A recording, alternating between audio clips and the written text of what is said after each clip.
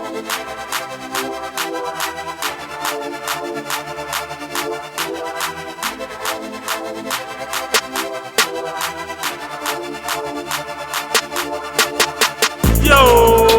welcome to Locker Code, where football is not just fantasy, but our reality, where you can express your excitement, your tensions, or even frustrations about the games, your team, your league, and performances of players.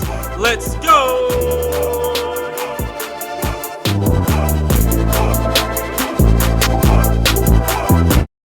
Oh, welcome back. We got Myth the Legend in the building.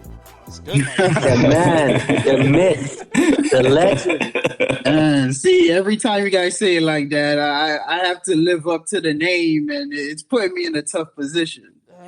Yo, Myth, I want to ask you a question, man. Where do you forecast yourself this year in both leagues? Oh man, we're like 2 seconds into the show. I mean, that was the worst finish I've seen in two leagues combined, man. Like, yeah. I think the first year in NFF you went very far, right, Myth? Second place, and then second place, and then second to last place. Hey, either at the top or you're at the bottom. That's how it is, man. So what do you see yourself? Last year I did something that, it was go for it all. Drafted pretty much the same player. Cam Akers and DeAndre Swift in 4th, 5th round of every league I drafted in. And that basically is a killer. And then with injuries, I know we all went through it, but those were the main two. I mean, they took off further down the league, but it really was at the point I was no longer in contention. This year, I feel very confident about the dynasty team. And, NFF, it's always a little tricky because you never know. You go into the draft and then you see something crazy, Jarvis Landry in the 2nd round. So you never know. So I can't say what's gonna happen in there, but dynasty, I feel very strong. It's probably gonna happen again. Yep. You brought up a good point, Myth. When you're in multiple leagues, how do you guys feel about drafting the same players across the board, or do you diversify to where you try to avoid certain players? Try and avoid drafting the same players in particular leagues and stuff, so forth. What do you guys think about that as a format or a strategy? I was going to say, you put all your eggs in one basket, you're really in a bad position. But then again, if all the players you draft are right, then you're probably in the playoffs in every single league. So that it's pros and cons to it, but I am moving towards diversification. You can't let one player burn several leagues. I agree with that. What about you, PJ? I think that we all going with a strategy, and I'm going to draft the players who I believe, based on my research, is going to perform that year. So I always say that your first 3 rounds, you gotta go with, you gotta hit. There's no gambling, there's no taking chances. So I would say the first 3 rounds, if I'm drafting in even 10 leagues, my first 3 rounds are going to be the same players in the round 1, 2, and 3. But then probably diversify as we go along. Okay. But it's kind of hard to hit the same players in every. It's hard, but unless you're in the same draft position, you know what I mean? Yes. What do you See, that's why I do tiers. I have certain players in certain tiers. So, if that player is, depending on where I'm drafting, if I have a tier 1, if I have 3 players in my tier 1, if one of those players are available, I'm good. I try to diversify as much as I can, but because dudes like Galladay screwed me over last year. You know what I mean? Bad. I think it also, to your point, Ren, a lot of it also has to do with how you draft. Are you a wide receiver heavy, or are you a running back heavy person, or are you drafting best available, Right. So depending on what type of person you are would dictate to how much diversification will be in each league. I mean, this season, too, is going to be kind of tough, right? Because we look at there's not enough running backs out there, especially in NFF, right? Even Dynasty, that was one of those things, right? But if you went into a 12-man league, redraft league, and you're looking at picking up running backs off the bat. First three should be top running backs, unless you get in a situation like Pete, like we were talking about before, when you look at who's going to give me more points. Is it going to be throw a name Cam Akers, or is it going to be Ridley at that point, right? And you're going to be like, yo, Ridley's probably going to give me more points than Cam Akers is going to give me. But then you kind of change your draft up from that point, right? So now you're not going from running back. You're like running back, wide receiver, and trying to come back to get running backs at that point. So your strategy is always going to be different based on what's going to be available.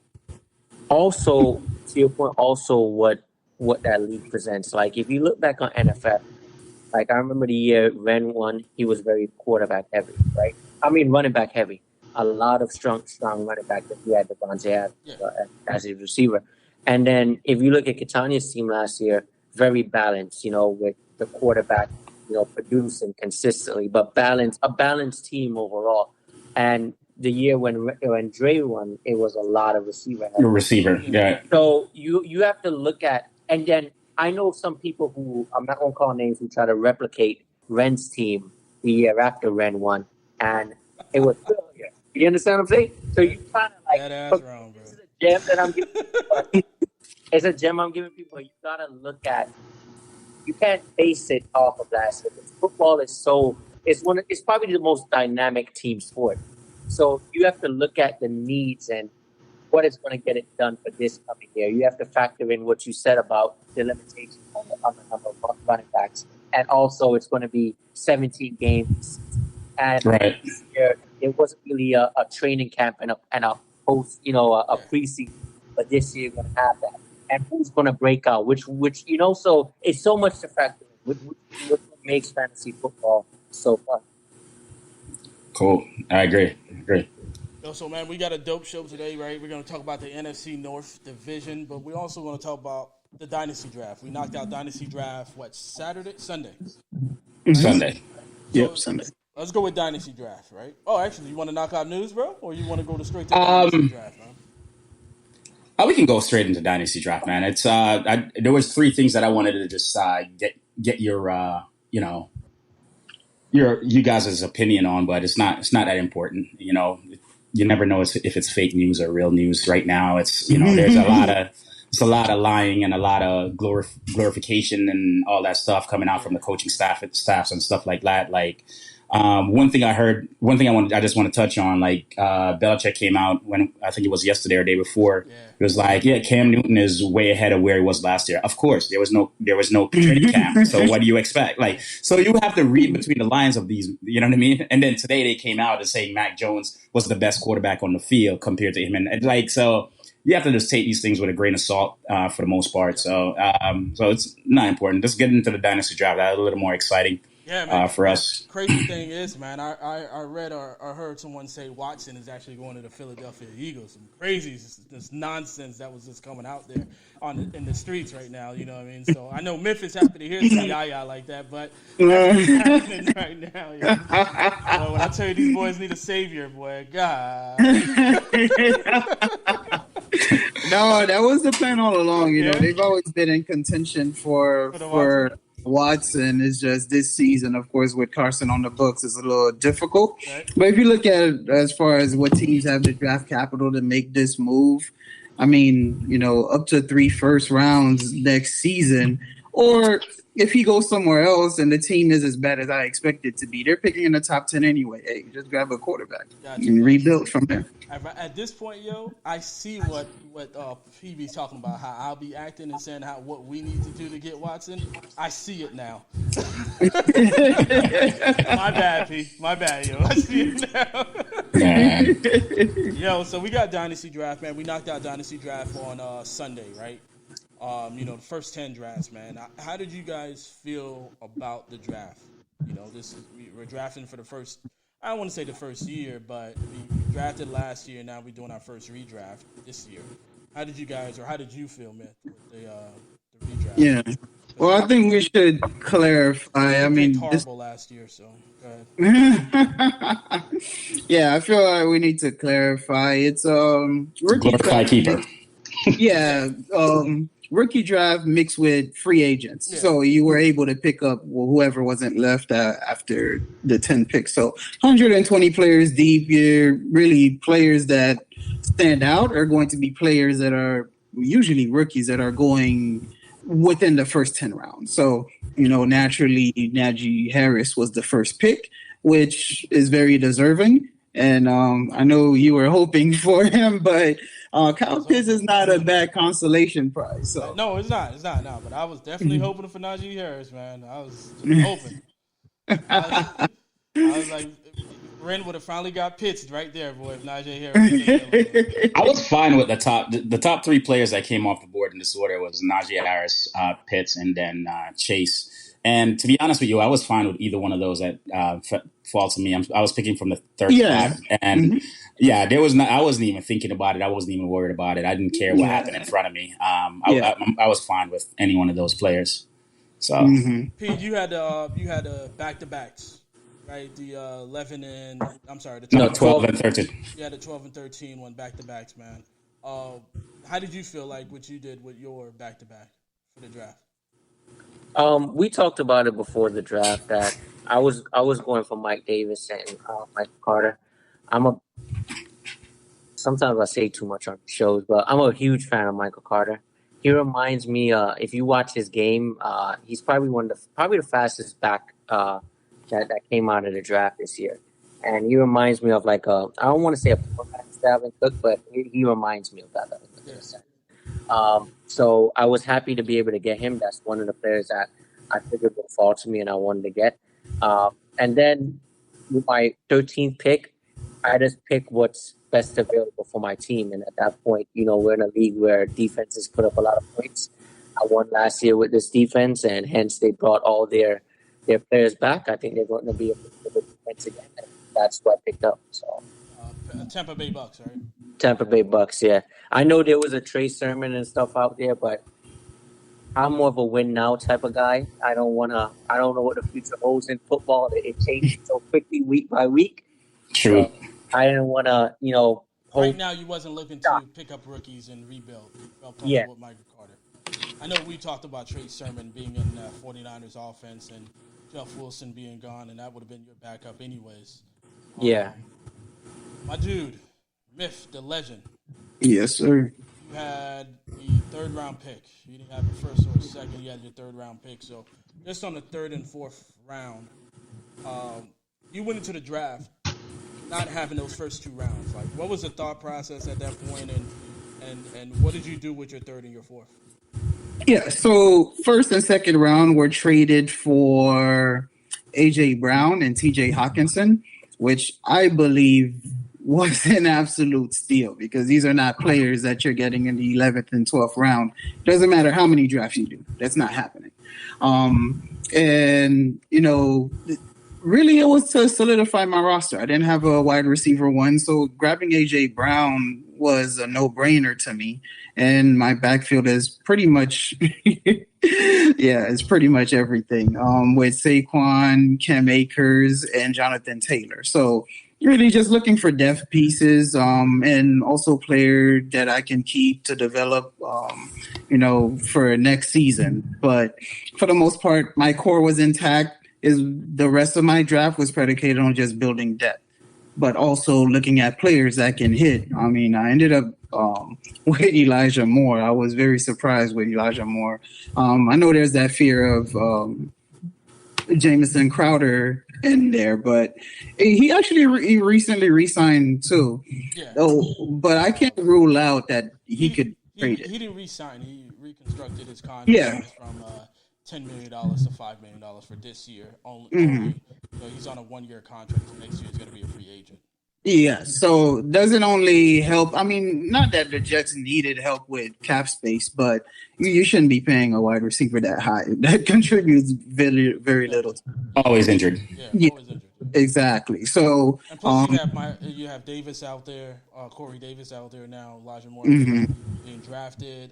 You got Mims. Denzel Mims out there. So Crowder, you're heavily invested into the position. Yeah, Crowder is going to be crowded in the wide receiver position.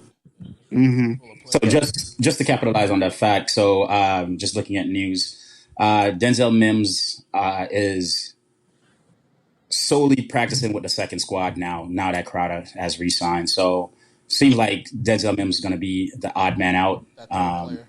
Yeah. You mean the fourth player? Fourth The player, yeah. yeah. So he's going to be the odd man out, according to the news, because he's just running with the second team right now, while the other three are with the first. Even Elijah Moore, and Elijah Moore is in camp, is getting like rave review. So that's actually a good thing that you got him. He was one of the rookies that I'm really high on. So good job there, man. Yeah, I mean, like Denzel Mills is kind of crazy because he's just a Corey Davis, not fast but big body. So once you signed Corey Davis, you kind of knew like Denzel was going to be the odd man out. Then you got speed with Elijah Moore. Right. Speed, Fun.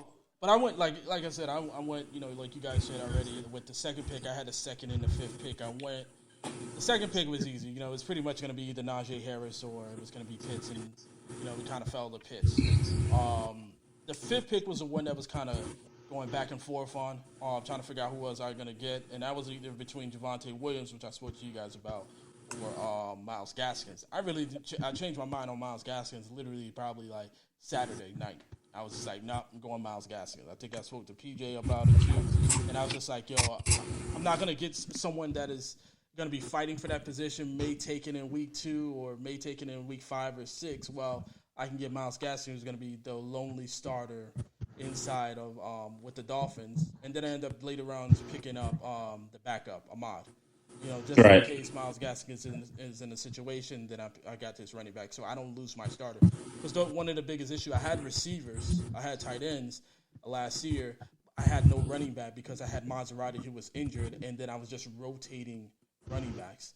And my assumption was last year when I drafted A.J. Dillon, I thought that A.J. Dillon was eventually going to be that starter, but Aaron Jones re-signed 2 days before, I guess free agency ended with Green Bay, which then puts Aaron Jones in that Jamal Williams situation since Williams left. But all in all, I felt like it was a good draft. Couple things happened between that draft that, kind of was like, what the hell? But all in all, I felt good about the draft too, though. It was good to get that first official draft under your belt. You know what I mean? It felt good. Like the anticipation leading up to the draft was pretty great.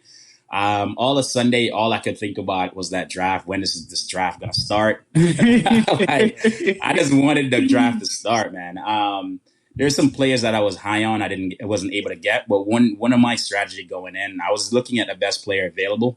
And I also wanted to, cover my number one back, which was McCaffrey.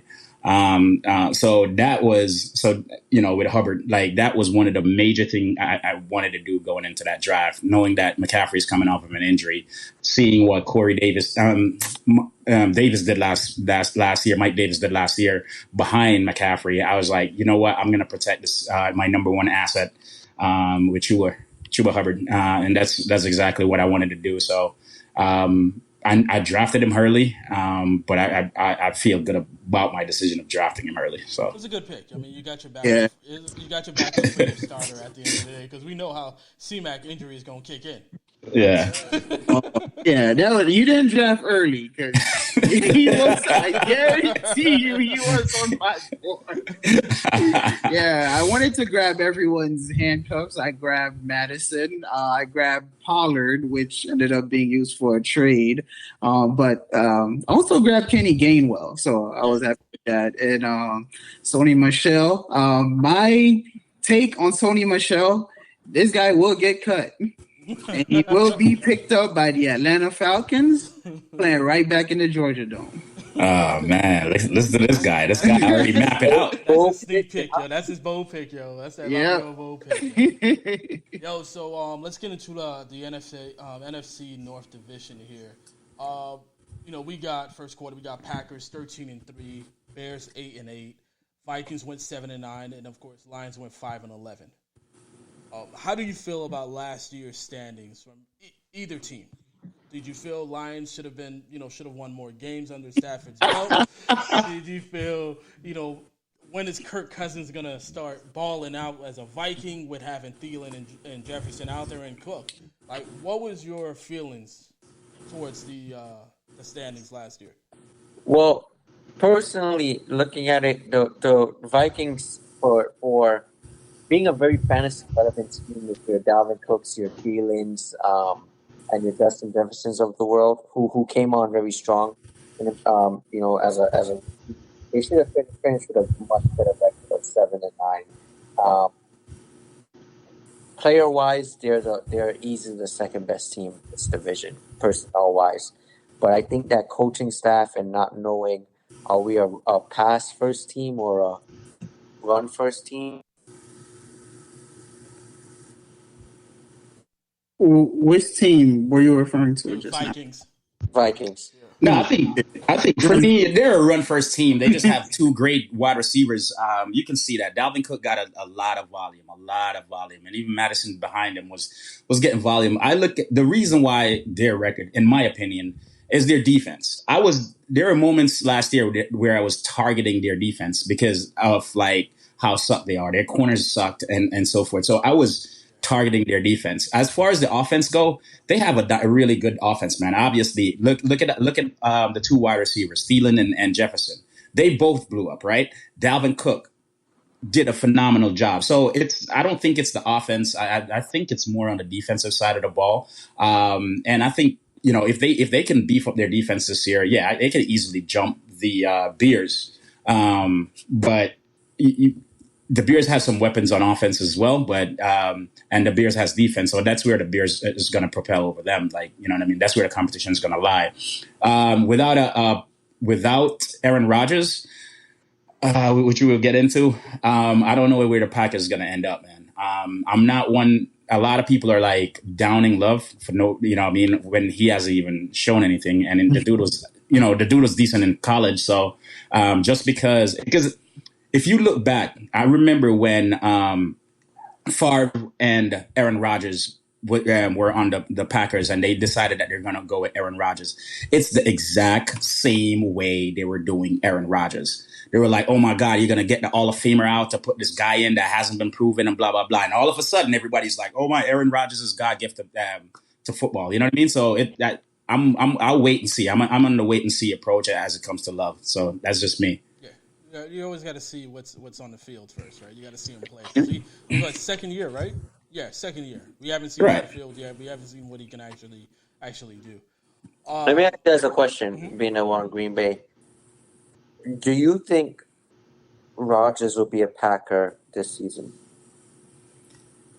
I mean, I think he's gonna play if the Packer hold ground.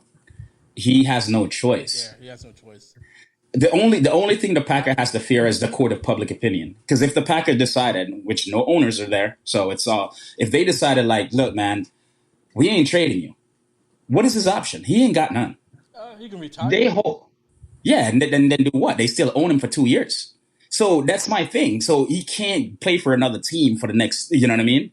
Until he comes back and play for the Packers. So really and truly, the Packers really own, have the leverage, not necessarily him. Unless he's going to come and not play, and then it looks even worse, like look even crazier. Because if I'm a general manager for a team and you're going to show up and just to collect a paycheck and not play to your potential, I don't want you on my team. I don't give a damn how much talent you have, because you can easily do that to my team as well and then put me in a bind. So right now, if the Packers hold ground, he has to play if he's trying to play NFL again. That's just what it is. Yeah, I'm in complete agreement with that. All these people talking about trade to Denver. Why would the Packers? What's in it for the Packers if they do that? There's nothing. Like, you know what I mean? Yeah, a bunch of draft picks and rebuild. Like, so. Yeah. And for the Green Bay Packers, in order for it to make a trade, that means they're going to get players back. And if I need players back, it's not going to be from your offense. It's going to be from your defense. And you're not going to trade anybody from your defense. You're not going to trade Alexander, who's your top cornerback on Green Bay. You're not going to trade any of your linebackers. So what would be the incentive It would be a straight rebuild, like for the Packers, if he decided to. So what's the point? So there's no benefit. They're no real benefit right now. They're in a good position. The only thing they're missing, as we always say, is a decent second wide receiver, or Robin. So that's how close they are to competing for a championship. You know what I mean? So why start over and try to rebuild and everything like that? They were just a few minutes away. But yeah. I mean, I think they got that second wide receiver with Amon-Ra, St. Brown. Yeah. Oh no, sorry, Amari Rogers. Well, Amari Rogers, but St. Brown was on. St. Brown is on there too. His brother. That's his. Yeah, Equinemius. Yeah, Equinemius. Yeah. So that's what I ended up saying. So what do you guys think? What do you guys think about the Bears, man? Like Bears. I think whatchamacallit is going to start for about 2 games. They're going to lose. They're going to go 0-2. Dalton. Yeah, Dalton's going to start for about 2 games. They're going to go 0-2. They're going to put Fields in, and Fields is going to command leadership. The defense is going to play for him. Bears is going to be in a second in that division. They're going to get into the playoffs. Here's what I don't understand about football. Always, it's you got this guy Justin Fields. You jump hurdles and stuff in the draft to get him, and then you announce to quarterbacks who are journeymen, who get passed around. They're really second string quarterbacks, to come out and say Fields is not going to start.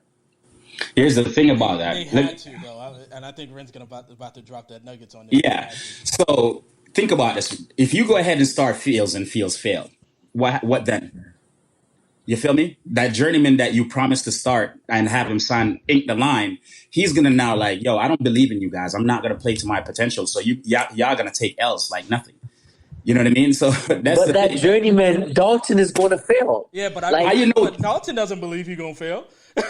Yeah, right. Yeah. Dalton doesn't believe he's gonna fail. Not only that, like at least it's easier. The transition is easier if you have numbers Dalton show that he will fail. Last numbers year shows that he will fail. He doesn't show. Nah, was that Dalton? Got it.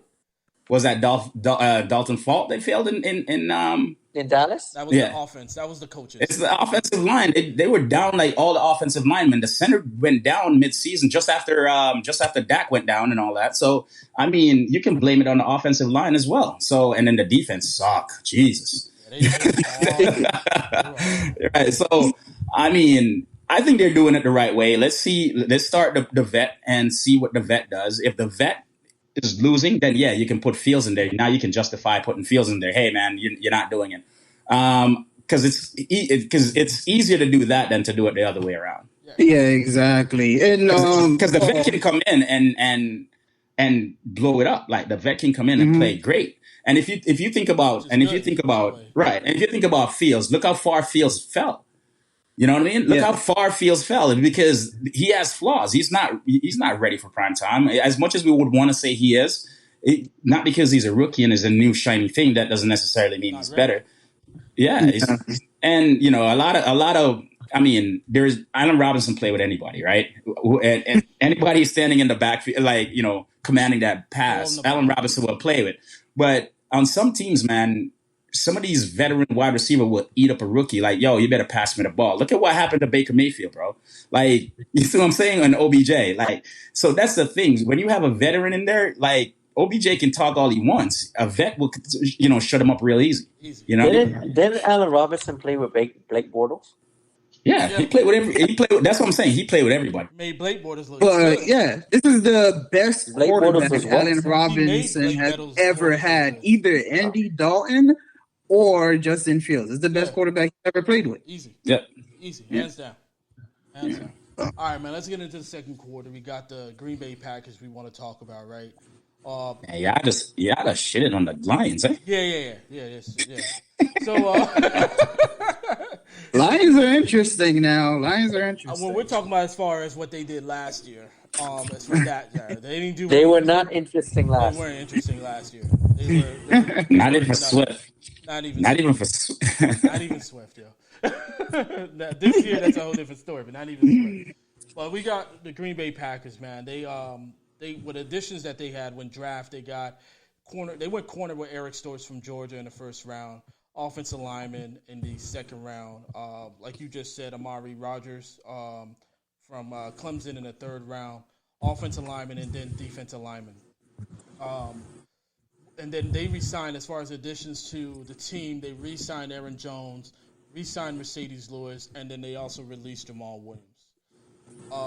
With all these, the additions and subtractions from the squad and the draft picks, how do you guys feel like this year?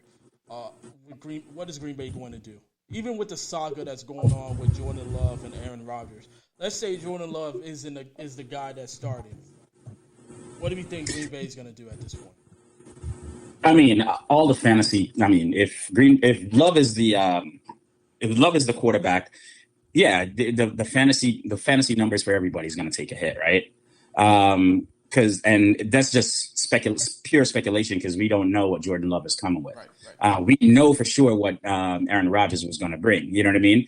And one of the moves that they made was shocking to me. As you said, it was re-signing Aaron Jones. I thought Aaron Jones was out there for real. I thought it was going to be the A.J. Dillon show with Williams in the backup, right? The pass catching, considering how the frame of A.J. Dillon. So for me, man, if it's Love in the backfield, I'm high on the running backs. You know what I'm saying? I'm high on the running backs. A player like, you know what I mean, Adams is probably going to fall to the second or third for me. Probably the third, to be honest with you, because of the speculation. I don't know what Jordan Love would. The good thing about Jordan Love is he's really good with his legs, just based on, what he did in college. So there could be some fantasy, relevancy for Jordan Love as far as his legs and fantasy points go, because he has an arm and he has a leg and the boy can run. So it could be like a Jackson, a kind of a Jackson, a poor man Jackson. You never know. I'm telling you from now, if Jordan Love is the starter, Davante Adams is completely off my radar. Completely off my radar. It's to me, when I look at the Green Bay Packers, it's like Aaron Rodgers or bust. And to me, their ceiling is not that high. Even if he plays 13-3, to be better than that record is going to be pretty tough. I don't think the additions in the draft that they made is going to propel them to 14-2 or 15-1 or 17 game season. 17 games, so it's going to be 13-4. I think they're going to lose more than 3 games. I think that I'm not sure if Amari Rodgers is going to be that Robin. I think they really needed a Robin. If you look at the league, the top teams have a lot of firepower. That's the way that the league is shaping up to be. Hence, Julio Jones going over to Julio, A.J. Brown, and Derrick Henry. So the top teams are very, firepower heavy. I don't think that Green Bay has enough firepower, even if there wasn't a Rodgers saga, So I guess that goes right into one of the questions I wanted to ask, is that can Davante Adams repeat as an overall number 1 wide receiver? And you're saying if Jordan Love is there, it's not happening. No way. He's like, what he becomes? Like what we were just having off the show. He becomes like a Michael Thomas in a sense. Like, because Michael Thomas was... Say that again? Plant boy. Yeah. Listen, Michael Thomas was the guy with Drew Brees, Yeah. But no Drew Brees fooled Michael Thomas. That's the thing. Like, with Taysom Hill, like, Thomas is... He's out there. Yeah, he's looking like not even... I don't know who he's looking. Ren, you said something when you brought up the running backs, right? Let's go back to that. Do you feel that Aaron Jones deserved to be a top 5 running back this year? Do you think he will be a top 5 running back? Possibly, just based on. All right, so it's going to be a lot more runs, right? It's going to be a lot more runs. The only thing is the boy's not that durable. So I think A.J. Dillon may have some value there. So that's why I said a running back's not running back. So I think, they're going to stop the box more, you know what I mean? And but a player like A.J. Dillon would be that, that force to go between the tackles. So I think that's where they're going to use him. And then use Aaron Jones more on the outside. Because don't get me wrong, Aaron Jones can go between the tackles, but I think a bigger back like A.J. Dillon would be suffice and would be used more if that's the case. If it, you know what I mean? And I mean, it's a lot of money to have a third down back, but still, I think the dynamic will change dramatically because they're going to stock the box like they're doing with Derrick Henry when they're not respecting the pass of Tannehill and so forth. So I just think that's going to be the dynamic of the game. And the thing about Jordan Love and Adams is I don't think Adams will be in the top tier, second tier, third tier of wide receivers per se. But at the same time, you know, depending on the round, if there's value there, there's value there. The ball has to be passed, right? Yeah. So it has to go to somebody. There is value for every wide receiver if you're a starting wide receiver in the league, and if you're the number one, that kind of a talent as Adams, you may not get it every week, but he's a decent wide receiver. Could be a third, you know, your wide receiver 2 or 3, and he'll have value there. So I look at it that way, you know. I got you. I view that question a little different. That answer to that question a little different from Ren. The thing about Aaron Rodgers, and to Ren's point, I think that you're going to see a lot more AJ Dillon, and where Aaron Rodgers is going to fall to people in that second round. You're really competing with a wide receiver. You mean Aaron Jones? Aaron Jones. Sorry, Aaron Jones. Mm-hmm. You're really competing with elite wide receivers, so you're going to be choosing between Aaron Jones and Calvin Ridley, Aaron Jones and DK Metcalf, Aaron Jones and Hopkins.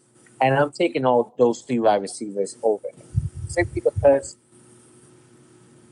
the A.J. Dillon factor is too great. That combo running back game. That combo, I could see that backfield turning into a 60-40, 50-50.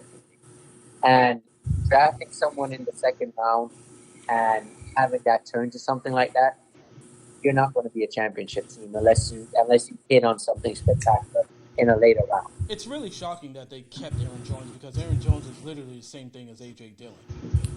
Why keep the same body, right? Jamal Williams brought that slasher. We're seeing that. What do you think, Myth? Well, here's my thing. I mean, we've seen dual backfields produced before. Even I would compare this like a Mark Ingram, Alvin Kamara type of situation. Yep. And if they get enough work, they can do it. Like Ren said, it does push A.J. Dillon into that first and second down because we're not really expecting this guy to catch any passes. But my thing with Aaron Jones is this guy has been efficient his entire life. He has given up 15 carries to Jamal Williams before. Yeah. I don't see that as a threat to his production. Not to say that A.J. Dillon is going to be like a 2 carry per game type of guy. No, he might get 10 touches, but none of those are going to be in the passing game. So, you know, with a run pass balance, if you're catching at least 20 plays that are run plays, that's still more than enough room. Yeah. So, I mean, I hear you, but back to Paul's point, though, think about it this way. The reason why he's so efficient is because people respects Aaron Rodgers' arm. Yeah. So people are doubling, you know, Adams down the field and all that stuff. So with a new quarterback, that respect is gone. They're going to stack the box. So he's not going to be as efficient as he was prior years. So I'm kind of there with Paul that he now falls into a shared backfield per se. You know what I mean? You know what? Final question on this one here. Where do you think does Aaron Jones fall? See, we're assuming Paul said the second round, right? I think someone's gonna draft him, but for me, I just can't take that risk in the second round. Do you think he's worth the second round pick? Do you think that's where you need to draft Aaron Jones is in the second round? For me, no. I would take a Eckler over him. I like lone backfields. You understand what I'm saying? Agreed. At those high rounds, I just can't take that risk. That situation. You know what it kind of reminds me of? The same situation in Oakland. In Oakland. Okay. With Josh Drake and Drake. It's not as bad, but I could see it becoming a very almost like if the awkward season situation. Yeah, because you don't know. A.J. Dillon could come on and just have some, he gets his chances, his opportunities, and capitalize on them. And if he keeps capitalizing on 2 of them, hey, we see Aaron Rodgers, Aaron Jones fumbles the football. He's on the. we've seen this And play out. we've seen Aaron Jones fumble the football, and then he was no longer in the game before too. Exactly. So Yeah. I can't take that risk in the second round. Yeah, All right. yeah. Just that, It's gonna be like a Cam Akers type of, and Henderson last year, where yeah. you just didn't know who to start and when to start him. But you know who to start him this year, though. Yeah. You know who to start And Akers sir. this that's year. why I remember me and Myth was having a conversation. You're telling me how high you are on Cam Akers. And we're all high on Cam Akers because what? Cam Akers is out there. He's doing his thing Yeah. You know, by so himself. by himself. All right, so let's go to Chicago Bears, man. Myth's second favorite team, man. Andy Dalton or Justin Fields. We talked about that. You know, as far as you guys feel, should Andy Dalton stay on the squad and start for the full season, or is it just going to be based on how many wins, or do you think, hey, you start Justin Fields now? You cannot put Justin Field out game one because they are playing the Rams. So you don't do that. Okay. So yeah, Andy Dalton does definitely need to get his run because the promise was made. The only reason why he's in Chicago is he was promised a job. They have the best quarterback room with a Super Bowl MVP as their third string. So, you know, it's kind of a weird situation they created for themselves, but at the same time, man, we're not talking about Trubisky anymore. You know, there's actual hope. So if this is your long term, you give this guy enough time. Like Ren was saying earlier, Justin Fields was picked where he was picked because physically he might be ready, but mentally he's not processing the same things that these other quarterbacks were. And he played in the SEC, so it's not bad. But at the same time, you know, looking at what you have in your hands, giving him a little bit more time because you have him for 5 years at the very minimum. Well, we know Chicago draft additions that they added on to the team was obviously Andy Dalton, Marquise Goodwin, Damian Williams from KC, and obviously re-signing Allen Robinson. I wouldn't say re-signing, but just forcing him to stay. And with them drafting, obviously we just talked about drafted Justin Fields. They drafted 2 offensive line tackles, one in the second, one in the fifth. Khalil Herbert from Virginia Tech as a 6th round running back, and then Daz Newsome from North Carolina, a 6th round wide receiver. Right? Do we look at with them drafting Khalil Herbert? They got Damian. I believe Cohen is still in Chicago, right? Yes, he is. Do you and I'm asking this question because it was crazy because I think Ren was the one that brought up this question this statement a while ago that we weren't looking at it. Me and P wasn't looking at it until stats kicked in. Montgomery did not have a bad season last year. His stats started picking up at the end of the season. Do you think Montgomery's situation in fantasy football stats will sustain that towards the end of the season? For me, no, Montgomery is not on my radar. The only reason why Montgomery did what he did, it was because Tyreek Cohen went down. Yep. And he was getting those pass catches, and that's where he made his. Because if you really look at it, he wasn't getting anything running. It was all catches. His fantasy production at the end of the year was based on his catching. And now that Tyreek Cohen is back, I'm sorry, man. Tyreek Cohen is going back right into his role, and he's gonna just go and produce like hell from this point on. That's how I look at it. So Montgomery, he's probably gonna be like a running back 3 to 4 for me. He's not even my 1 and 2. If he's there in the second or third round, I'm not even looking at him. I'd rather draft a wide receiver over him any day. Easy, yeah. How do you feel about Cohen? Cohen is like Damian Williams. I'm sorry, Damian Williams being put on there literally is a position for Cohen. So, how do you feel about that pickup? That's what I'm saying. It's kind of a crowded backfield right now. I think Damian Williams is there for depth most of all, but he has hands too. I think Tyreek Cohen though will come back and just play his role, acting like a wide receiver, position all over the field, out of the backfield and so forth. So I think that's where he's gonna. Because when think about the NFF, right? The year Dre won with the multiple wide receiver, his number one one of his running backs was Tyreek Cohen, and Tyreek Cohen was getting a lot of PPR points. Mm-hmm. So I think he's going to go right back into that role. And as I said, if you look at Montgomery last year, if at the beginning of the season before Cohen went down, Montgomery wasn't doing anything, bro, as far as fantasy points goes. So, he probably in the first 8 games, he only had like 2 or 3 double-digit games. You know what I mean? So he started putting up the 20 points and all that stuff right after Cohen went down. He started getting those catches because he couldn't run between the tackles. And then because they didn't have any depth at running back, now they do. Because they didn't have any depth at running back, he got everything. So now they do, and with Damian Williams. So he's not somebody that I'm like featuring per se. If he falls in the right round for me, yeah, I'll pick him, but it's not somebody I'm featuring at all. Gotcha. How do you guys feel about Chicago this season? Right, Allen Robinson is out there. Is Allen Robinson the same situation as Adams is with Dalton? I don't think so. I think Dalton is a lot better passer than Love, obviously. For me, Allen Robinson is Allen Robinson. I don't care who is passing the ball to him. I'm sorry. So I'm still high on him. He's still like a second, third rounder for me. Like, you know what I mean? Allen Robinson, dude, as you said, he played with like Trubisky, Foles. And the dude is so efficient. The dude is so dynamic. Like, it doesn't matter what quarterback is passing him the ball, he's going to produce. The ball's in the air, it's his.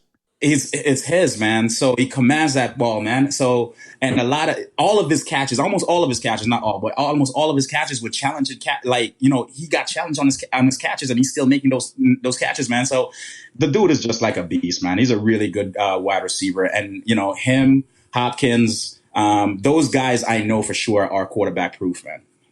Yep. P, fantasy-wise, I mean, who do you think is a fantasy threat? Obviously, Allen Robinson, we're thinking Allen Robinson is going to be a fantasy threat this season. But do you feel Montgomery, Justin Fields, or Andy Dalton? Because I don't see anybody else out there.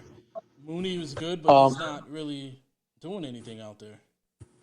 No, so we're going to see a similar team in the Bears that we saw last year and in the year before that. Allen Robinson, like Gwen said, is going to be Allen Robinson, probably a second or third round wide receiver.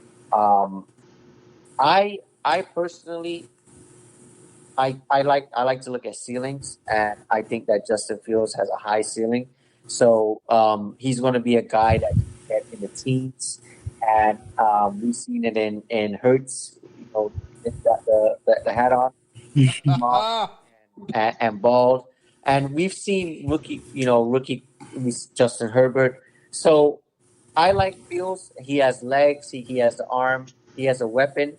He's a guy I'm actually looking forward to getting. I'm trying to get him in a very late round.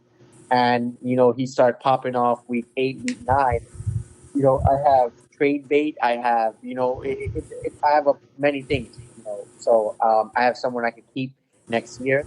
So I like Fields. So he's Fields and Allen Robinson, I think that's one part. Let's rock on with the Vikings, man. Vikings added just really defense, just like you were saying, Ren, before. Their defense sucks. They added Patrick Peterson, Xavier Woods. In the draft, they added the Christian Dursaw, offensive tackle. One of the surprises was the quarterback, Kalen Mond from Texas A&M. They picked him up in the 3rd round, got a linebacker, another guard, defensive end, and then they picked up a running back. Will Kirk step up this season, man? Especially now with Aaron Rodgers having the situation that they're having right now up in Green Bay, Chicago being in a position, that they're still working on things. And I know we're going to talk about Detroit Lions, but is this Kirk Cousins' year? Can this be Kirk Cousins' year? Can this be the year they win their division? I was going to. I mean, Kirk Cousins wasn't that bad, bro. I feel like everybody was shocked. No. The thing is, Kirk Cousins wasn't that bad as much as we want to make him look like he's bad. He finished as quarterback. He finished as a number, first, quarterback 11 or 12. You know what I mean? Kirk Cousins wasn't that bad, bro. Nope, 35 touchdowns. You see what I'm saying? So, I mean, I don't have those stats. I don't know. Listen. Every time I think about Kirk Cousins, I think about a game. I watched a lot of the Vikings game because I had Dalvin Cook as my running back. But there was a game in the first half, man. This dude threw what, 3 interceptions in the first half, and then he came back into smash, dude. and then he came back and smashed. So I think this is their year to capitalize. I think they have they probably, to me, personnel wise, have the best offense altogether in this division. With Thielen, Justin Jefferson, and Cook. Kirk Cousins is durable. I think he's a starter in the NFL. And another year with him having Justin Jefferson and we always have Thielen, but having Justin Jefferson, I think they should win a lot of games. I agree. I would be shocked if they finish if this Sega with Green Bay can't going and Jordan Love is a starter. It's Minnesota's division to lose. Yeah, Vikings. I have a really silly reason why I think Vikings are going to do great this season. Every other year they either do well or do bad. Yeah, you're right. You're right. You're so right about that. So last year, so this is the good year coming out. Yeah, this is the year. This is the good year coming out. And then the mere fact that they drafted Mond, right? That just showed Kirk Cousins like he's coming to the end of that glorious contracts that he got. So I think he's gonna play for that next team right now. So I think Kirk Cousins will play where if you draft him, you're not gonna lose. He's not gonna lose you games, and he's not gonna win you. You know what I mean? He's just like a middle of the pack type of quarterback, but have a lot of value. Not a lot of upside, but a lot of value. You know what I mean? So, and I think he's gonna play for that next team contract now, like what he did when he was out in Washington, and hence going to the Vikings and robbing them, like, you know what I mean? So I think that's what he's gonna do, and that's what Kirk Cousins does. Like when it comes to that time when he realized like he's about to expire on a team, he already showed it once. He's gonna go ahead and play his heart out and get that next contract, and you know what I mean. And I just think that's how it's going to work out. Now that they have a rookie on the squad, they drafted a rookie in the third round in Kellen Mond. So that's how I'm looking at it. So Kirk Cousins is not a bad value. He's a good number 2 right now. As far as fantasy value, man, we're looking at Justin Jefferson. When should you draft Justin Jefferson? Not where he's going. So where is he going? Where would you draft? I'm gonna keep it 100 with you. I know that's your keeper. Oh yeah, 100. See, you ain't got to worry about that. I already clicked the box in January. But I'm not gonna lie to you. If he was available, and this may be bold, but I say that he's a late second round, early third. Yeah, I think that's about where he's going now. Yeah, Jefferson. Here's the thing. We kind of saw a changing of the guard just happen in Minnesota. Yep. So as coverage started shifting towards Jefferson, we saw Thielen get his touchdowns up. They are going to have a game plan for Jefferson. I don't think he repeats this game. I mean, there's regression for pretty much everyone that has a season like that. So, to expect another 1,400 and pair that with double-digit touchdowns, I don't think that's in the cards for him. But yeah, I think he is worth it. Just for me, I would not draft him there because of knowing defenses and how they're going to have a better game plan for him moving forward. I think the defense is going to have a bigger problem because of the fact that they have to game plan for Thielen, they have to game plan for Justin Jefferson, and the biggest problem of them all, Cook. So it's hard for the defense to game plan for all three at the same time because single-handedly Cook can just take the game over. Right? I mean, Pete, you had Cook, right? You got Cook on your squad. You remember the game when he had 3-4 touchdowns a game, couldn't stop running the ball, and I'm like begging them to throw the ball to Jefferson so I can get a point. You know what I'm saying? So it's basically what's going to be happening with Tennessee Titans, right? With AJ Brown, your poison. You got to pick your poison at the end of the day. But you know one thing, Henry's going to go through that hole. Cook is going to go through that hole, and once you put that bring that defense down to stop Cook, Jefferson's gonna start eating in the deep ball. So when you start saying, okay, let me go deep, cover him, Thielen's gonna eat in the bottom. So it's all gonna be on Cousins at the end of the day. Hey, maybe I'm wrong on this, but as Myth said, I agree with Myth in one sense and disagree in another. The reason why I say that is there will be regression, 1,400 yards. They're going to game plan for him now. Like, you know what I mean? They already know what his speed. He was a rookie. Nobody really saw him on screen or whatever. Now they're going to game plan for him, right? Mm-hmm. But that's where the regression is going to go. But I think where he's going to gain back those fantasy points is through touchdown. Adam Thielen getting 14 touchdowns is not going to happen again. You feel me? I feel like that's where his regression is going to be, but the yard is going to increase. And I think it's vice versa with Justin Jefferson. So it's all going to balance out. I think they're both fantasy friendly wide receivers. Justin Jefferson and Thielen, they finished 6 and 7. And I think if you go with either or in the like Paul said, Jefferson in the second, Thielen in the third, fourth, you're fine, man. I think you're going to get fantasy production out of both of those guys, and they're going to be super, super fantasy relevant. And I think that's where they're going to go. Thielen is currently going in the 5th round, actually. So we'll see what happens. Thielen's going in the 5th. Justice is going in the 2nd. Yeah. Certain places, Kirk is not even being picked up. I mean, he wasn't picked up in our dynasty draft, which is mind blowing to me. Yeah, he wasn't picked up. I have an early bowl prediction, and since Ren's we've been talking about this team. I know it's going to happen. Kirk Cousins is going to be on Ren's team. Yes, he will be. Not in Dynasty. Yes, he will be. Not in Dynasty, because that boy got a big problem. No, he ain't got no kicker. NFL. He's trying to figure things out. In NFL. You know what's funny about it? I don't think so, man. I think what's going to be on his team is Ben. It's going to be Cam, and he ain't going to have a kicker. And he's going to try to figure out the whole kicker situation. And then, then he's going to be like, yo, I don't know what to do. And he's going to drop a top wide receiver. That wide receiver's going to blow up, and he picked up Kirk Cousins. Matter of fact, he ain't going to do that. What he's going to do is he's going to keep Cam. He's going to drop Ben, pick up Kirk, start Kirk a game, and then Kirk is going to just bomb.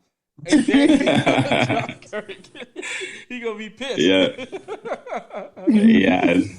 Y'all gonna be surprised this year as far as go. But anyways, Dalvin Cook. You keep saying that. I'm interested to see. Dalvin Cook, man. How you guys see Dalvin Cook? I know he's not available in NFF, but first round. How do you know he's not available? How do you know he's not available in NFF? He's not available. He's not available. But yeah, so I'm not even gonna entertain that, bro. Don't So Dalvin Cook. Ranking. We know that Dalvin Cook is a first rounder, an early first rounder. Yeah. Where would you rank him as far as the top running backs go? What position would you rank Dalvin Cook? And you only can pick one. You can't say 6, 7, or not, like one number. And you got to tell me who you putting above him. 3. Okay. I was just about to say that too. 3. I'm saying 2. You're saying okay. So I'm going to say 3, but if you had asked me before Julio, I would have said 2. No. Let's take away. You say Julio. I'm saying take away Julio. We talking about running backs. No. I understand what he's saying. He's saying because Julio is now in Tennessee, Derrick Henry. Derrick Henry is above him. That's the reason. Yeah. So because Julio is in Tennessee, Derrick Henry possibly cannot be stopped ever. Who's number 1? No, C-Mac is number 1. We all know that. Yeah, we don't dispute that. So I had it C-Mac, Dalvin Cook, Henry, but because Julio went to Tennessee, I got Henry now ahead of Cook. I still got Cook ahead of Henry. I do know what you mean, but and they're both game changers, man. And I can't take that for all 3 of them. Actually, all 3 of them are game changers. I can't. I just feel like Cook just does something. It's just. He doesn't need the offense to be on, the wide receivers. Then he breaks out. You just give him the ball, and eventually he's just gonna break out. C-Mac He runs with passion every time. He runs with passion, and Henry runs with anger. He just runs with anger, yo. It's just like every time you put him the ball, he just runs with anger. And Ben made this point last year. Henry started very slow. Yeah, he always picks up at the end of the season. Yeah, then he picks in the second half is when his points just start exploding. And that's why I say Cook, because Cook explodes in the beginning of the season to the end of the season.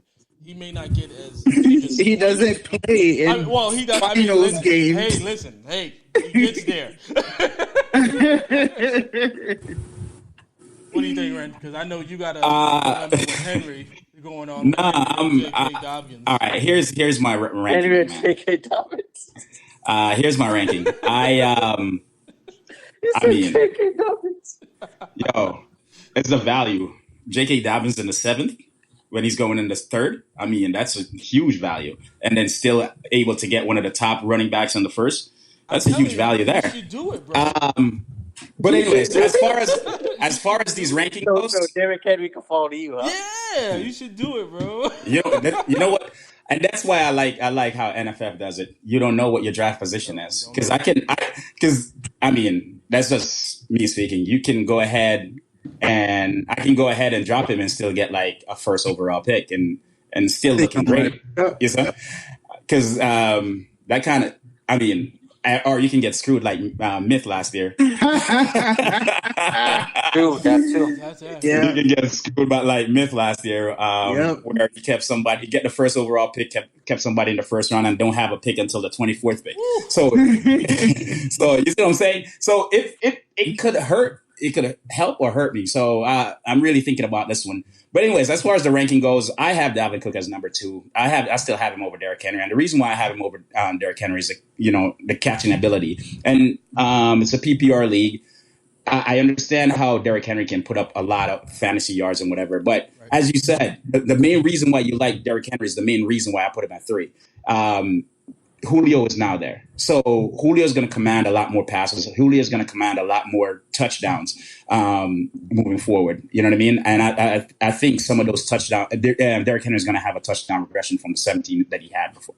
So I think that's where the points difference is going to lie. Derrick you know what I mean? So Derrick gets to relax more now. It's not on his shoulders anymore.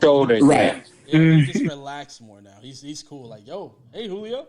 You go ahead. Is he gonna still have that hunger? Like, because he knows that he was it. Like, Derrick, you know what I mean? Remember, you just said Derrick ain't here in the beginning of the season, anyways. Right.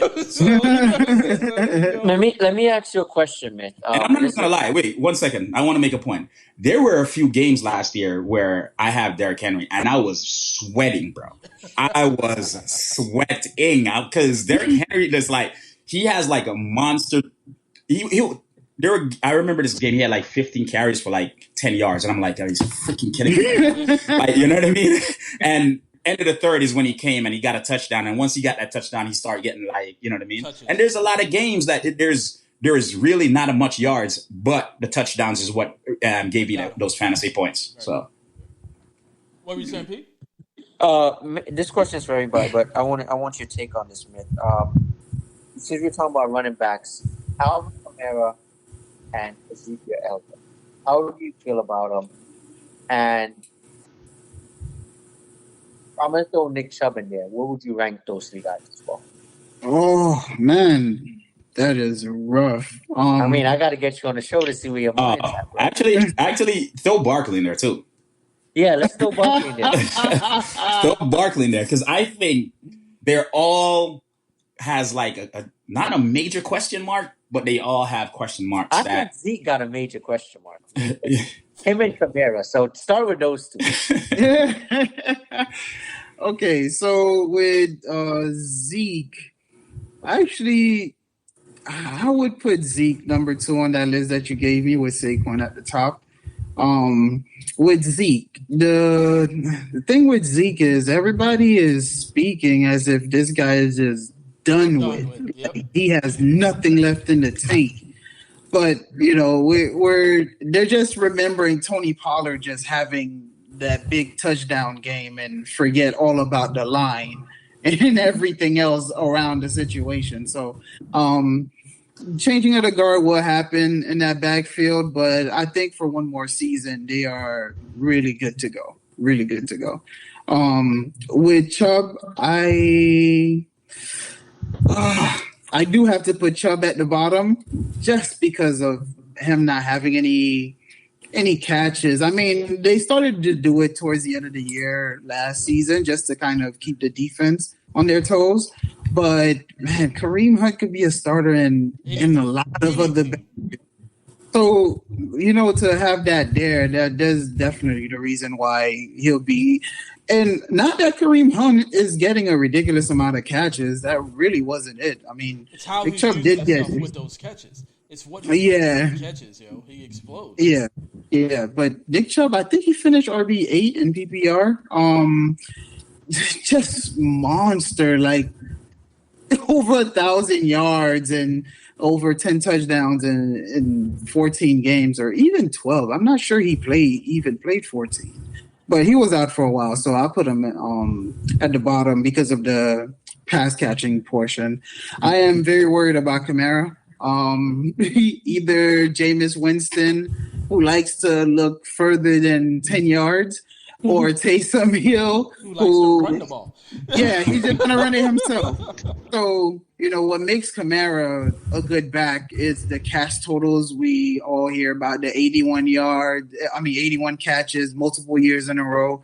But it's that and touchdowns. And with that offense, I think Jameis does give him the bigger upside if he's on the field, because he's going to be chucking it a lot further down. So going to get a lot of safety respect for Kamara to run downhill, but that's not really his game. He's out in space. Out in space. Yeah, so I am very worried about the catch. I think overall he still has a decent floor that he's worth being picked in the first round where he is. And maybe the coaches do a little bit better job of designing screens and everything like that to get him the ball. But I am very worried about the mindset of either of the two quarterbacks on the roster when it comes to checking it down. Well, let's get into the Detroit Lions here, man. Detroit obviously added Jared Goff, Terrell Williams, Jamal Williams, Rashad Perriman, Khalif Raymond, wide receiver. Defensive end Charles Harris, and just a bunch of players as addition. But in the draft, they drafted Penei Sewell, which is Paul's favorite player in the draft. Defensive tackle Levy from in the second round. Another defensive tackle in the third. Cornerback Fido Malafoni from I believe he was from Syracuse. Third round corner. And then wide receiver. Malafoyu. Yeah, his older brother was drafted with the Raiders. I don't know if he's on the squad right now, but then you got Amon-Ra St. Brown, fourth rounder, a linebacker in the fourth round, and another running back. We also know, fantasy wise, they got DeAndre Swift, Jamal Williams, Saman, and then Jared Goff. Will Jared Goff have a future with the Lions this year? Like past this year alone. I feel like he's going to start and play this whole season, but after this season, will he be the future of the Lions? All right, so for me, bro, the player that I'm highest on in this offense, you actually left him off the list. Yeah, I know. I'm like, he's not going to say Hawkinson. Yeah, Listen, that's right. How are you not going to say Hawkinson? I did. Because I traded him, so I feel him. With the level of pass catcher that they have on the squad, I think Hawkinson will have a big season. Everybody is holding on to Terrell Williams the one time he did something, and he went to the Raiders, and he's always injured. You know what I mean? Perriman did something in Tampa when everybody was down, but the only reason why he did something was because Jameis Winston was just forcing him the ball. So he looked like the draft pick that they drafted. Yep. So I'm not interested in the other pass catchers. Yeah, I'll take a shot on Brown, but other than that, man, it's Swift and Hawkinson is the two players that I'm looking, and Mr. Checkdown. Those are the two players I'm looking at in this offense. I think those two players are going to have the most fantasy points as far as that team goes. Because Swift is going to get a bunch of checkdowns from Goff. You saw what Gurley did, and the tight ends, man. The tight end Hawkinson is going to be the same thing. It's going to be short passes because that's all Jared Goff can do. He'll pepper you with short passes, and those are my fantasy value in that offense. Hawkinson is the new Cooper Kupp. Yeah, pretty much, man. Pretty much. What do you think about? You just spoke a little bit more detail with DeAndre Swift. What is his potential this year? We see what we assume what he was going to be last year. What do you think he's going to do this year, P? Volume, man. So fantasy success is based a lot on volume, and a lot of that volume is going to be there for him. What you got to worry about is too much volume could get you hurt. So that's the scary thing. I That ain't like the him. truth, boy. I like him. I'll take a shot on him. I think he's a phenomenal third round pick. I think that's probably where he's probably going right now. So I like Ren said, Swift. Swift is, a lot of people will be gunning for Swift and Hawkins. Now Yeah. we've seen how Jamal Williams played with Green Bay, right? And he's always been that steal of a running back that you got, right? He's not the starter, but you can start him and get that 15, 16 points, sometimes even 20 out of nowhere.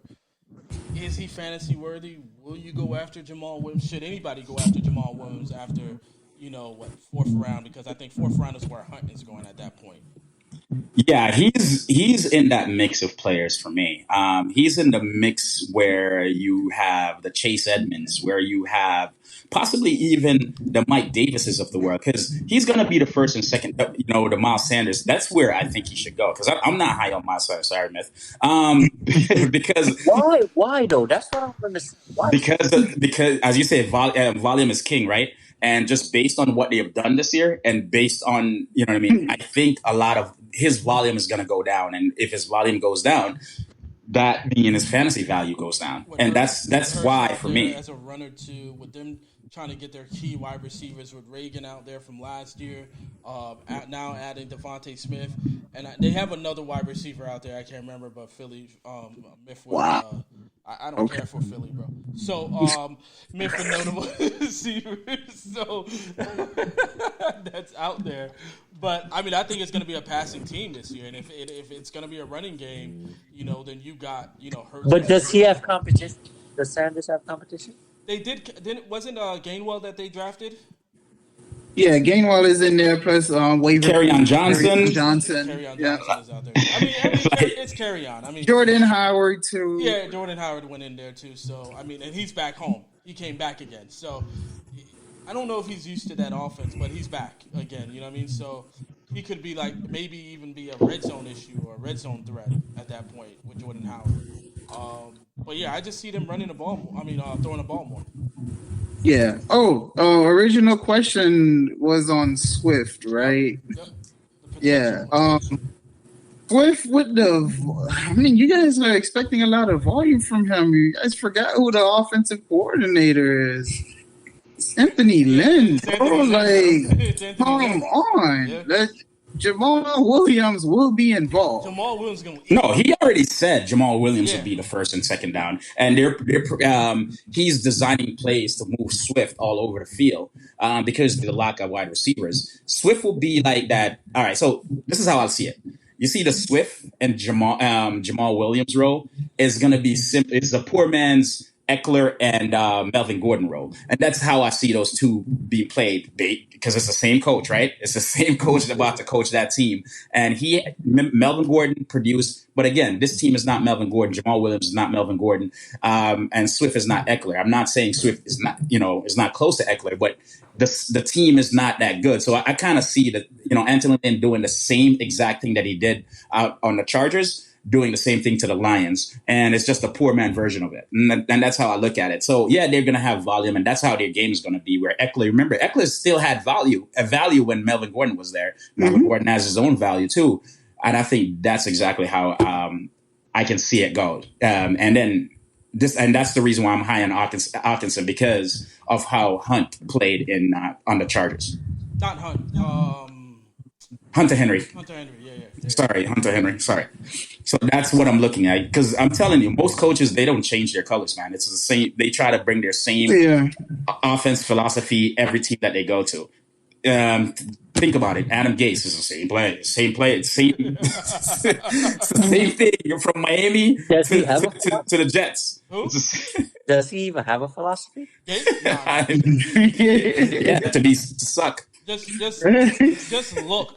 Just to see how everything just happens.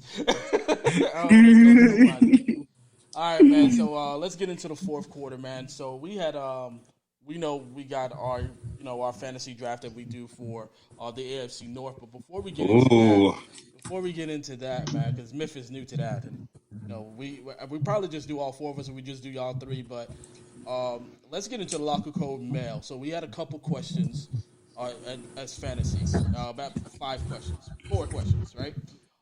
Executive Chef said, should he keep Cam Akers in the 5th or DK Dobbins in the 4th?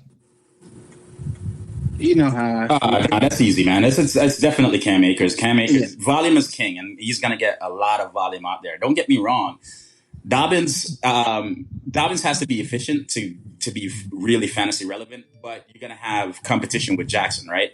So Cam Akers, he's only going to get relief from Henderson. That's how I see it. Like, that's all that's going to happen. Cam Akers is going to be it. It's going to be like Gurley like 2 years ago, where Gurley was just the only back out there just killing it. So I say Cam Akers over Dobbins. Yep. And when you asked that question about top 3 backs, Cam Akers was number 2 for me. All right. P, same thing? Yeah, right. I agree. We got Ren 5003 asked, who should he keep, DK Dobbins or Henry? Man, get the hell out of here.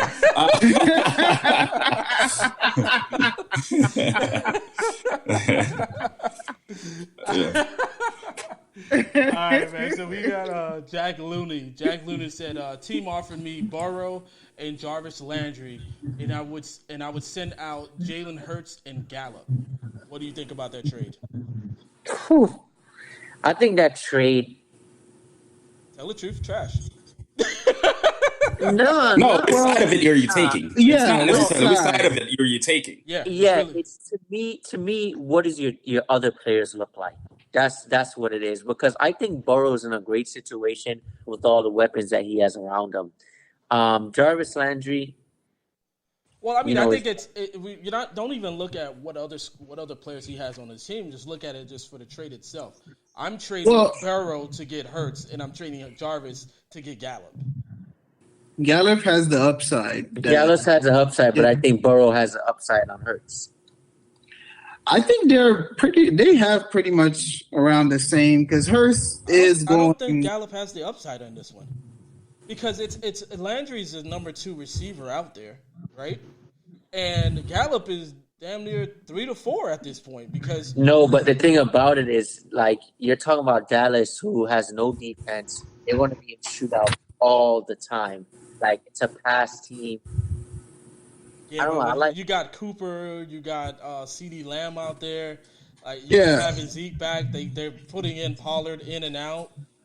Well, we're not talking upside in the same sense. When's the last time you seen Jarvis Landry running for 80 yards? That's what I mean by upside. Yeah. So Gallup can turn 2 catches into over 100-yard game. Yeah. And, of course, accompanied with that is the touchdown. So Jarvis Landry is the safe guy.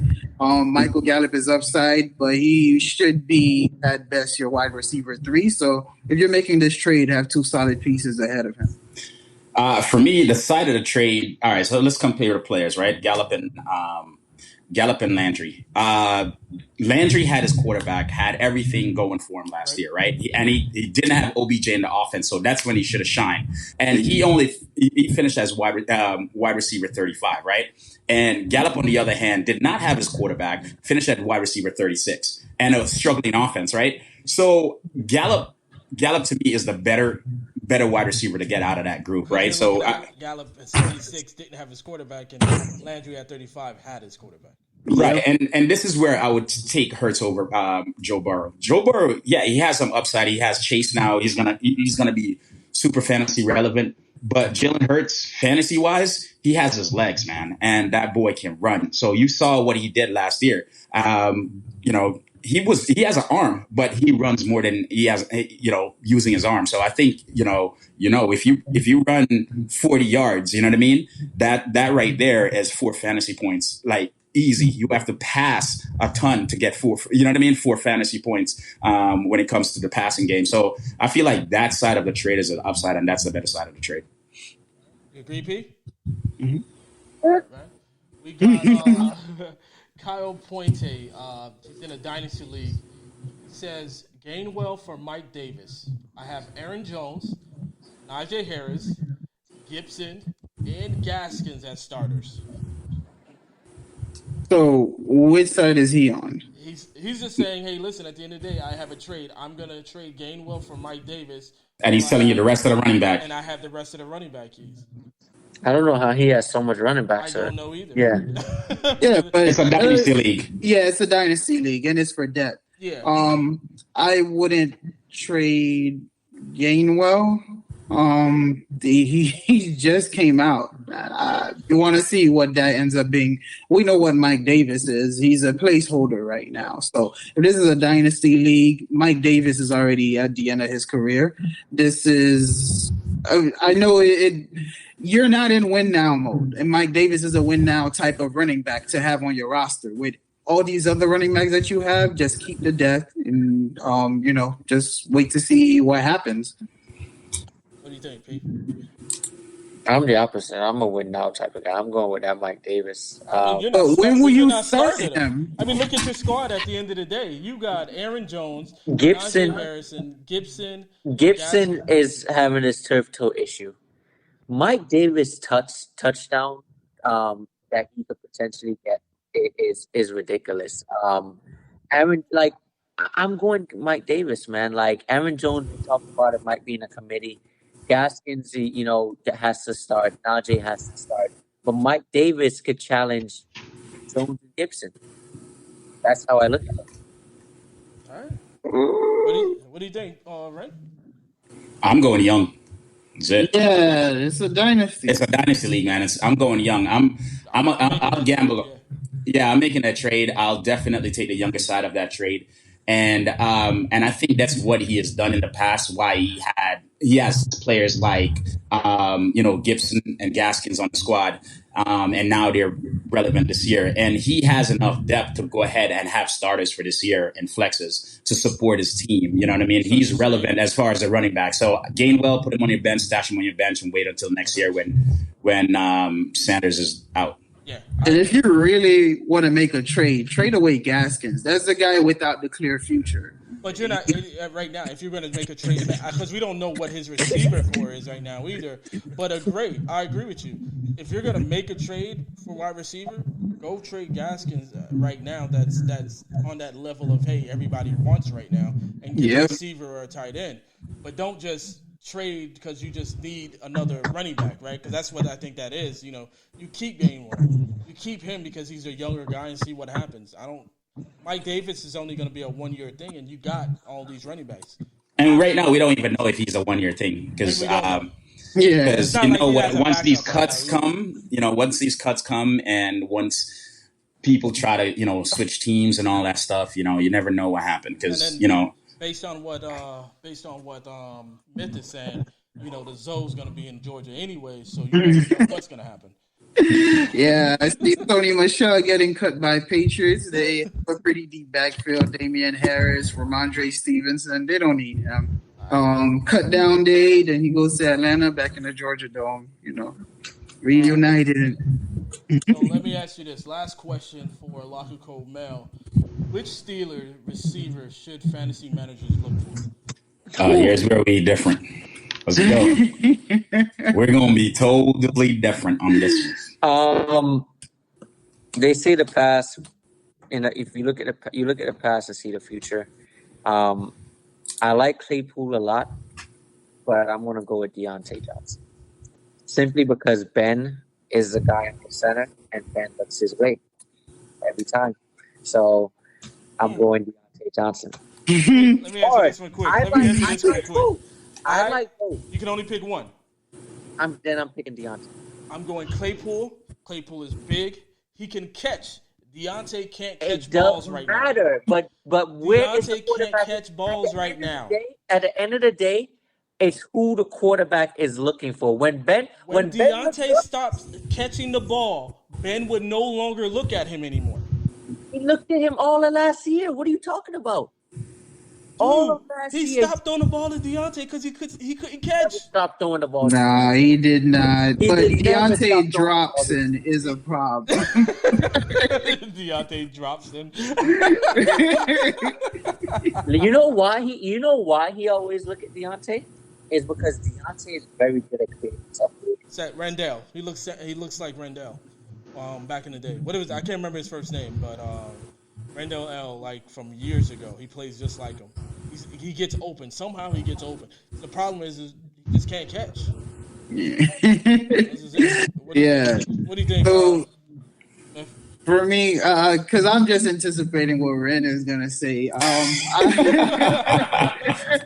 Ren is always. He gonna go. You know me, man. I go against the grain, man. So go ahead. Yeah. So, that line is not that improved. So, the Claypool is a boomer bust type of pick.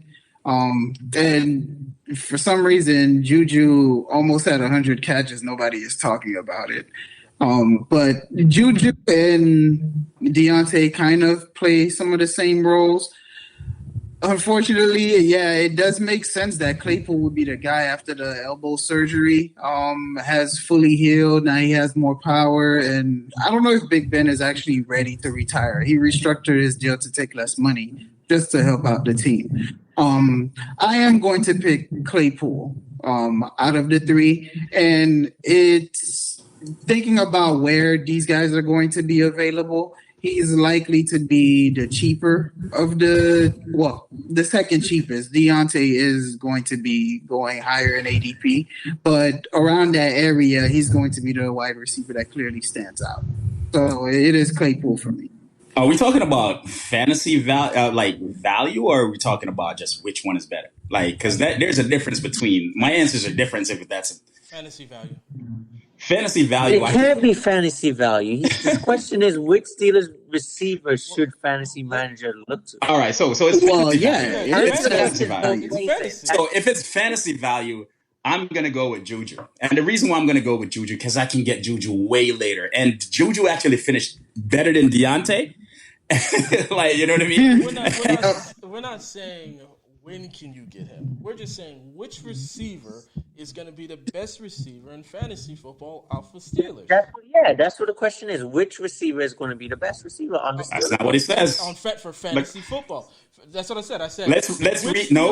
Which Steelers receivers should fantasy managers look to? Right. So I'm thinking. Right. I'm looking at value. So if I can get, all right. So hypothetically, if say for instance, Deontay is going in the 4th and 5th round, Claypool is going probably like the 5th round, and Juju is going like the 8th round, I'm gonna go Juju. So that's what I'm basically saying. That's the value in Juju, considering what he did last year. Even though he wasn't that shining, a lot of people didn't talk about him. As Myth says, the dude almost had 100 catches last year. He finished based on his touchdowns and his yardage, he finished higher than Deontay Johnson that can't catch the ball. And Claypool is a boomer bust kind of a guy. What? You just can't catch the ball, that's why. Right, but I'm saying if he can't catch the ball, he can't catch the ball. And you have to be able to catch the ball as a wide receiver. So if he can't catch the ball, then why am I going to be that high on him to watch him drop the ball every week? Oh my God, that was a touchdown. Because that's all I heard from all the owners last year.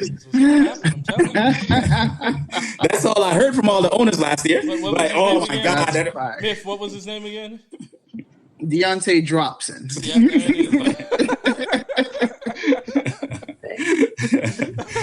Man. That's the end of LOCKERCODE mail. But as far as volume go, I think the volume. You see how Juju almost had 100 catches last year. I think the volume is going to change. I think Deontay is going to get a lot of volume. You just got to hope that he can catch the ball. That's all it is. Because literally, if he had catch like half of the ball that was thrown to him last year, he would have probably be right there with Juju as far as how many catches he had. That's and over 1,000 yards. All right, man. So let's get into, I guess, NFC North draft. Right? So this one is gonna be epic.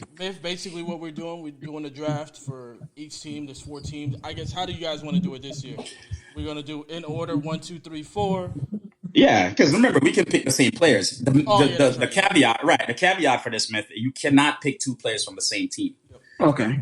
So, and it's going to be one wide receiver, one tight end, one running back, and one quarterback. So you have to look at that division, figure out who your quarterback is going to be, and once you pick that quarterback from that team, you can't pick any other players on this team. But I want to clarify something. Are we going to say Aaron Rodgers is playing this year, or are we going to say it's Jordan Love playing this year? Because that makes a difference to me. And I just mean we gotta say Aaron Rodgers. We gotta say Aaron Rodgers. Because that's a huge difference. We gotta say that. And I'm assuming everybody's gonna straight A Rodgers for the road. All right, so let's start. Let's start. Myth is the guest of honor. We're gonna start with tight end today. Who is your tight end, Myth? Oh man. That's yeah, that's Hawkinson. Yeah, across the board. Everybody agree? Yeah, Hawkinson across the board. I'm assuming, right? Because ain't Yes. nobody else. Ain't nobody else in the Lions, bro. Yeah, there's really nobody else in the Lions that I would want, really. Yeah. That's the easiest one. Yeah, let's go wide receivers.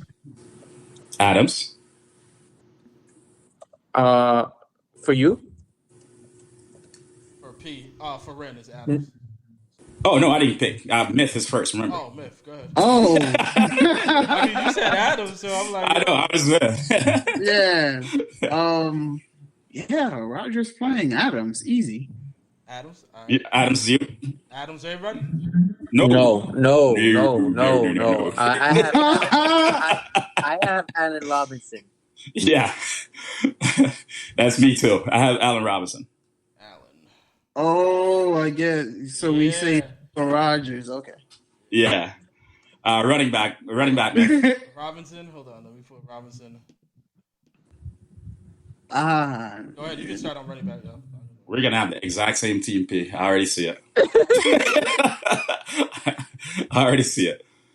Oh, we didn't hear yours, dude. Who are you picking, see? Come on, man, that's dumb. It's Robinson. It's obviously Robinson. Like, the best quarterback out there is Aaron Rodgers. Like, why would I do that? And then the best running back is Najee. And the best running back is Najee. Like, it's like... I can tell you my squad from the rip. Yeah, that was easy. Once you knocked Memphis out, but I want to hear. Let me hear Myth now because you already picked it. You can't go back. So, Wow. so, Hold on. What do you mean? What do you mean the best running back is Najee? The best running back is Cook. Ooh, shit.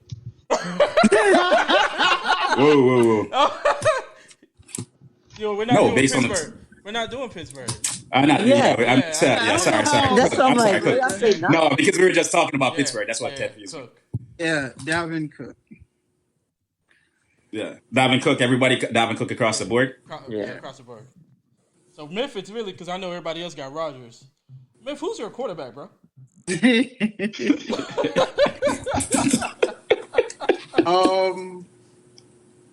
Wow. It looks like it's Dalvin Cook. I mean, Andy Justin Fields. Yeah. He's not the starter. I was going to say Andy Dalton. Justin Fields / Andy Dalton, right? Yeah. It's your first time doing this. Yeah, you rushed into it. It went pretty quick, didn't it? Yeah, it did. You rushed into it. Yeah, you rushed into it. You were like, yo, yeah. I made it. Can I have a minute? Because I want to ask you guys a couple of questions, man. And this is based on a couple of guys that are getting drafted back in the same rounds or stuff like that. So we just want to drop some fantasy nuggets for the fans out there. So, y'all ready? Yep. Yeah. All right. Quarterbacks.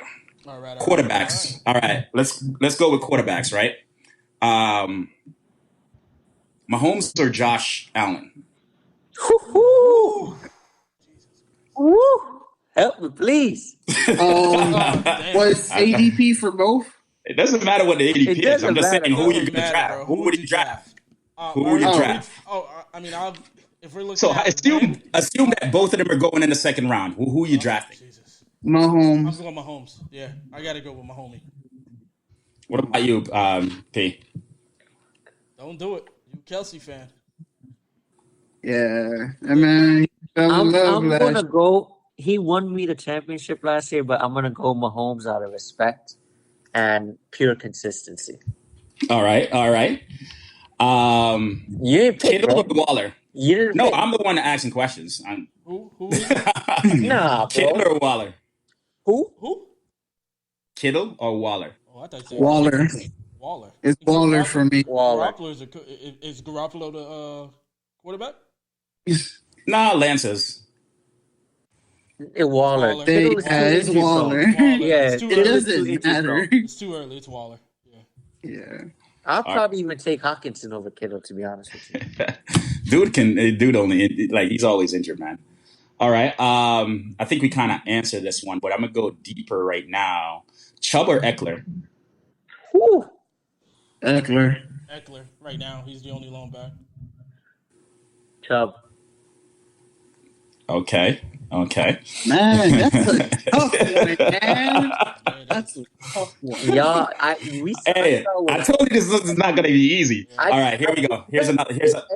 I'm a big fan of both, but Eckler with Chubb, that's a reach, bro. Bro.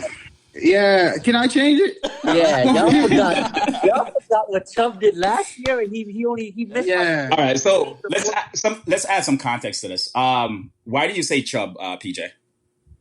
Because the dude is a stud. Like, it's a better offensive line. It's a run-happy team.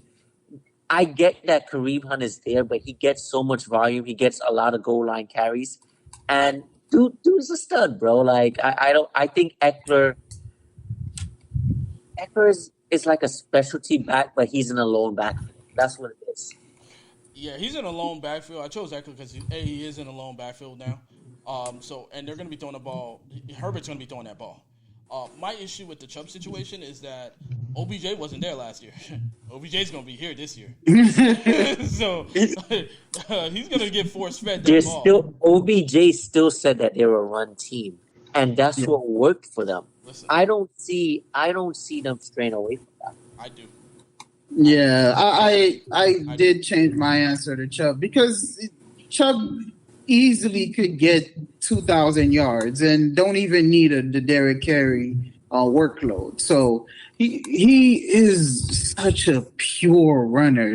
Yeah. Yeah, and any play that looks like it's a 5-yard gain really turns into 30 yards, and that piles up.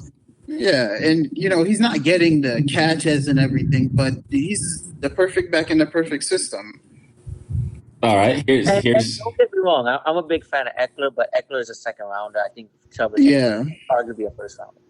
All right, because this position is so deep, I'm gonna ask you guys 3 different questions. Right? Tyreek Hill or Stephon Diggs. Stephon Diggs. Tyreek Hill for me. Okay, Calvin Ridley or Metcalf. Calvin Ridley. Metcalf. Right. So, talk to me about the Metcalf pick. There's no way you should be saying that, bro.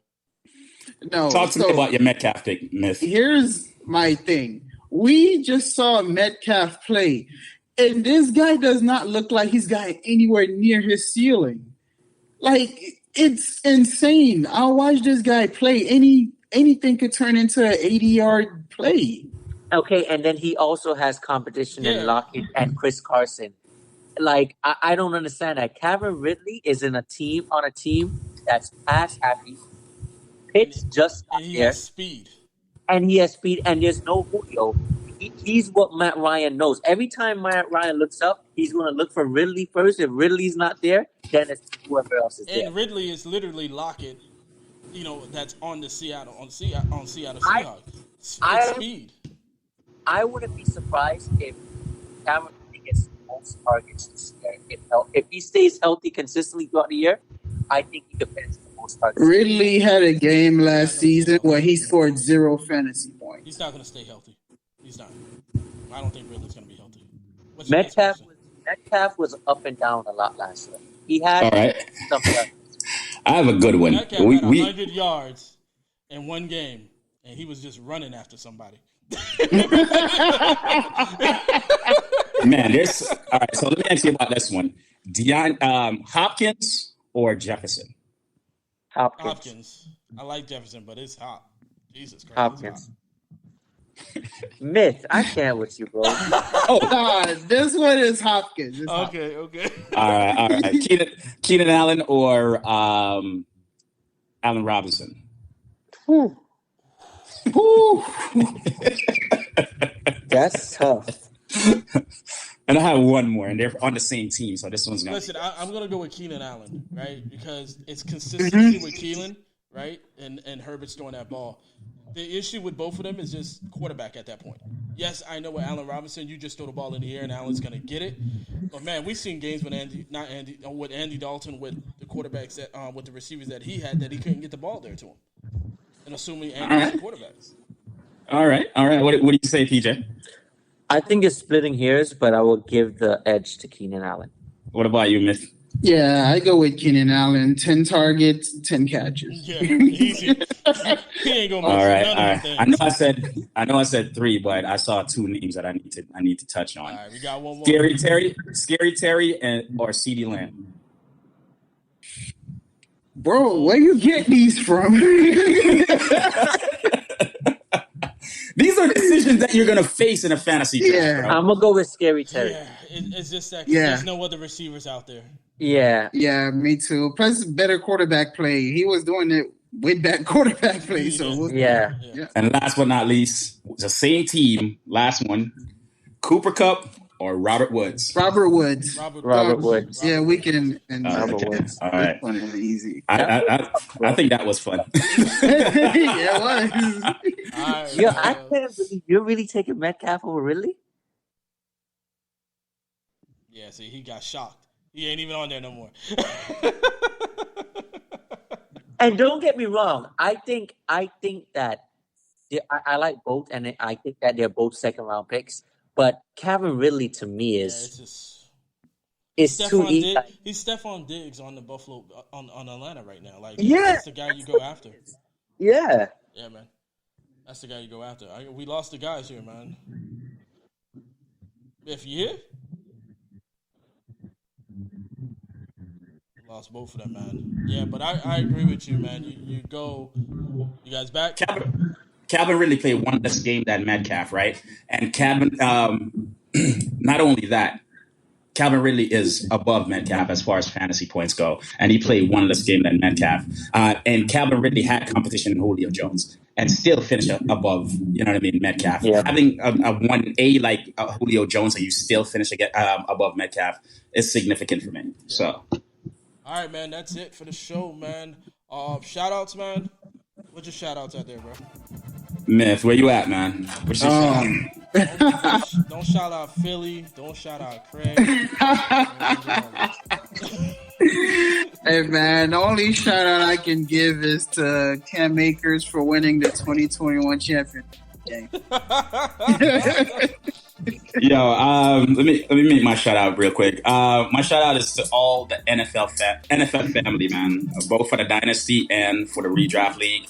Yo, we have fun. We have fun every year. We look forward to this thing every year, and we're competitive to the end every year, and I love it. Love it. I want to give a shout out to having in the future, next time we see Riz, I want to see Craig on the show, and we need to dedicate a just them two. Seriously, just them two. Just talk. And we ask the questions and I'm gonna do the exact same thing that I just did. With those guys. So I'm letting you know, I'm not even hiding it. And it's going to be different players. It's not going to be the same players. It's going to be totally different players. Matter of fact, that are close. Matter of fact, we should do that this week. Have a separate LOCKERCODE show that we just put it on live Instagram and just do it that way. We're going to do, you know what? We're going to do our first fantasy battle. Yeah, yes. We should do a fantasy battle. We're going to do a fantasy battle. And I will list out the players, the either ors, and then you have to pick between those players. And then we see where you guys, but you have to come with context. You got to come with context. You know what I mean? You can't just. First battle is Craig and you, bro. I like that. First battle. That's what we're going to start doing in between the podcasts. We're going to have like a 30-minute show that is just fantasy football battles. Fantasy football battles, yeah. Based on ADP, how close they're doing, like best ball ADP and so forth, or even where they finished last year. I'll kind of mix it up a little bit and just see where you guys will pick these players just for the fans out there. And you have to have some context as to why you're picking them and where you're picking them. Mm-hmm. I like it. So it's probably going to be like 2 or 3 per position, with wide receiver being the most because it's so deep. Yeah, I like it. I like it. I like it. Yo, first, I like it a lot first too. fantasy battle, Locker Code fantasy battle. Craig versus Myth the Legend. Yeah. You got to jump start on this, man. Yeah. All right, y'all boys, man. Like I said, man, thank you for listening to Locker Code with C-Rem, PJ, and your boy Myth the Legend coming through. Be sure to check us out on LockerCode.com for all your fantasy needs, sitting starts, waiver wire pickups. Yo, check us out on LockerCode, Twitter, on Facebook, Instagram, everywhere, man. Shout outs. Yeah. Merry Christmas, Happy New Year. Yeah, I mean. All right.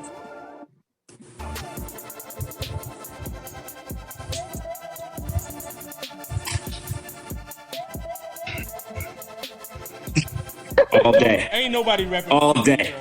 All day. All day. How can you guys be proud of? Yo, What's that? What are you proud of, bro? What are you proud of? Please tell me. What you proud of?